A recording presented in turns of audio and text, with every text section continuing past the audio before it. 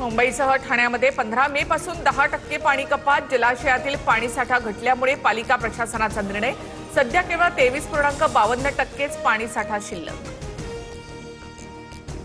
भिवंडी, निझामपूरसह इतर भागांना सुद्धा 15 मे पासून पाणी कपात लागू.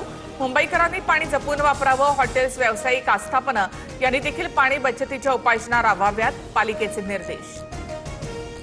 जगभरात तेल संकट निर्माण झाल्यानंतर पंतप्रधान मोदींचं देशवासियांना मोठं आवाहन.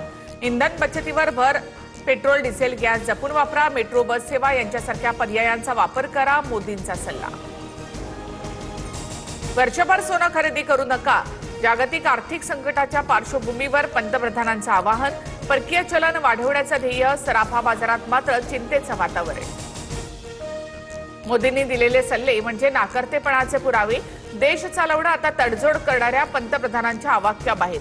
जनतेला काय खरेदी करावं, कुठे जावं हे सांगण्या इतपत स्थिती गंभीर. राहुल गांधी यांची टीका.